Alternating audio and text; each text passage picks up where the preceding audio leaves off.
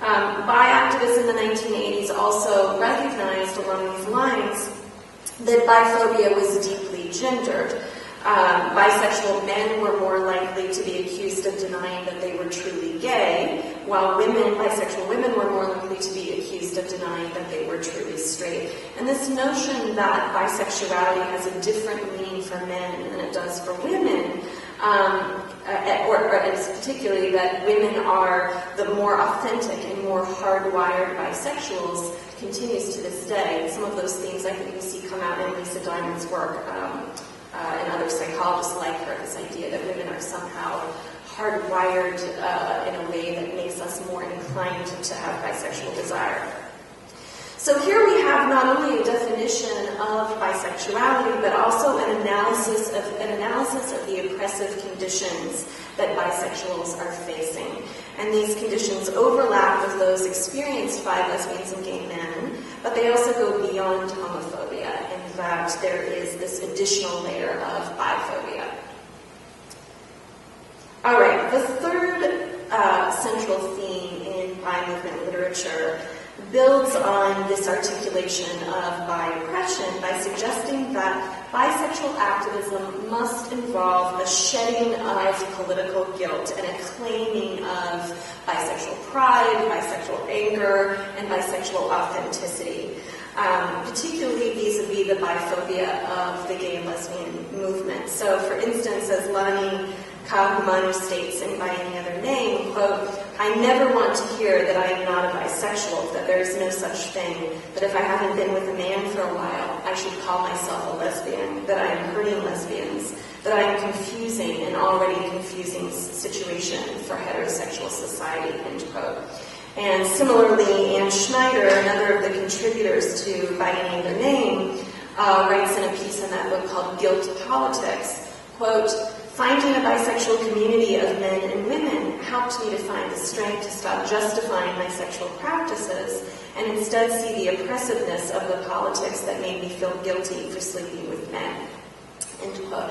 So here we have a call for bisexual people to stop internalizing the political criticisms and emotional wounds of lesbians and gay men, and to own their bisexuality without guilt or justification. And here's just some imagery, some slogans that drive some of these ideas home. So we get, sorry about the terrible quality of these images, but bisexuality is the real thing, playing on the Coke logo. Biphobia is real, so this repeated articulation of bisexual realness. It's just a phase, it's just a phrase. Again, working against this idea of bisexuality as potentially temporary, and then an image that expresses, again, just the importance of shedding bi guilt. Okay, so these were a very powerful set of ideas that made the articulation of bisexual identity possible for people like me in the 1990s and for lots of people before and after me. But even as these ideas gave energy to bisexual individuals and communities, they ultimately worked, I'm going to argue, to legitimize a sexual orientation rather than to mobilize a bisexual movement that would have the potential to expand the way that we think about the fluidity of sexual desire, or to detach sexual desire from gender. So what do I mean by this? First, the mainstream bisexual movement of the 80s took one of the same unfortunate missteps that the lesbian and gay movement took during this period, which was to begin investing in the sociobiology of sexuality, or the idea that our sexual desires are genetic or otherwise congenital in nature. Do you know what congenital means? This means that you were born, something that you're born with. Of course, we know that there are great benefits to this view. If you are born this way, to quote Lady Gaga, then you can, at least in theory, expect a little more legitimacy and acceptance because you simply cannot control who you are. This is how the story goes. But queer activists and queer theorists, in contrast with this position, take the position that while some of our tastes and desires may be connected to our physiology in ways that we don't fully understand. This does not mean that our desires are determined by biology or physiology, or that we have a fixed sexual orientation that was present at birth, nor does it mean that the gender of our sex partners constitutes who we are. There's no reason, in other words, that our sexual desires, more than the kind of foods that we like to eat or any other preferences we have that have an embodied component, that these should be an all-important identity-making aspect of who we are. Are you familiar with this argument? Okay. So interestingly, one could argue that the bisexual movement somewhat resisted this essentialist way of thinking about sexuality by defining bisexuality as the potential for desire for either sex. In thinking about potential desires and in expanding sexual menu to include both women and men, the definition of bisexuality that emerges here certainly gestures toward what is complex and unpredictable about human sexuality. But these impulses, these anti-essentialist impulses, were overshadowed, I think, by efforts to distinguish bisexuality from everything else, or to position it as a distinct and legitimate location on the sexual continuum. In understanding bisexuals as a unique group, as its own separate group, with the potential to desire both sexes, this implied basically that everyone else doesn't even have this potential. And this attributes a considerable amount of sexual rigidity to the vast majority of the world's population. Now, another way that we could read this is that what the bisexual movement was really hinting at was that everybody who doesn't identify as bisexual is really suffering from false consciousness, because, of course, everybody has bisexual potential. But this argument doesn't really work either, because it glosses right over important differences between desire, practice, and identity. In other words, it fails to actually engage the political and cultural reasons that people choose not to identify with bisexuality, even though they may recognize the fluidity of their desire. It seems obvious to me that everyone has, at the very least, the potential to desire both women and men, but that this potential is deeply cross-cut by the cultural and political meanings and circumstances associated with gender and bodies. So to return to my own story, I no longer identify as bisexual, and this is not because I no longer have the potential to desire sex with men. Instead, my experience is that feminism and queer subculture became major players in my sexuality in ways that shifted my desire for masculinity away from men's bodies. I'm very much attracted to masculinity. Let me make that clear. I'm very attracted to masculinity.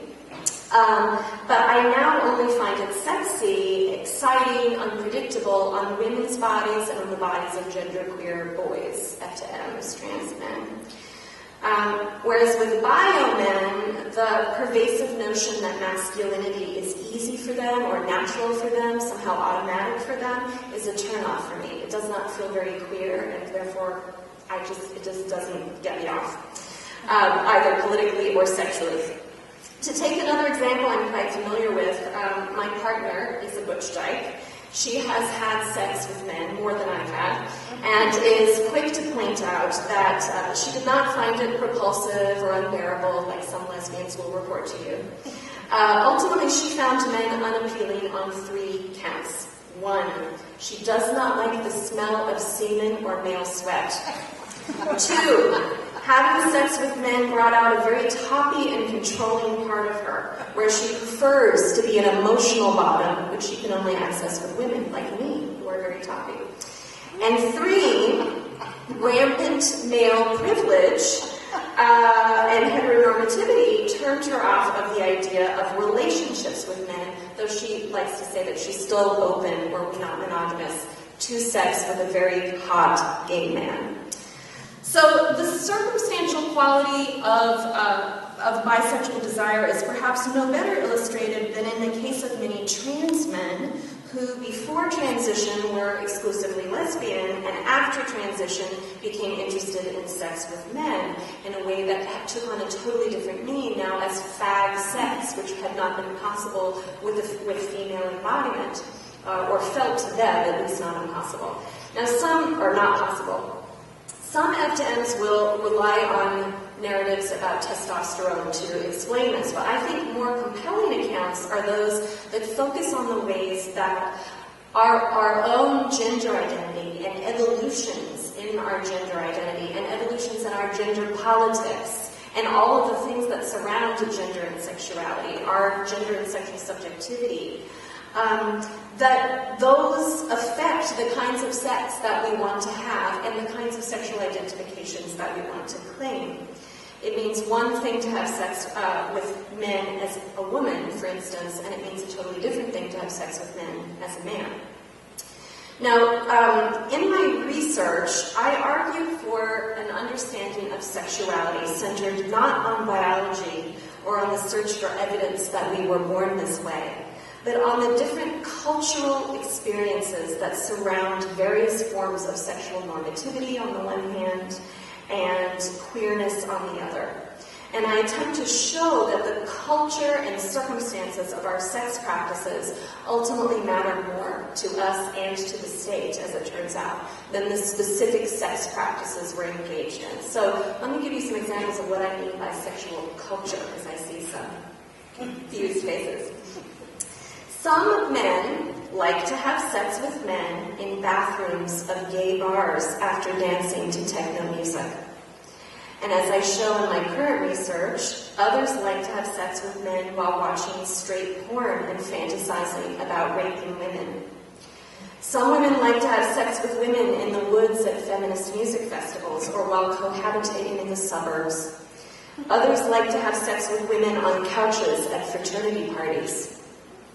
Some of us, for understandable reasons, are very invested in sexual and gender normalcy.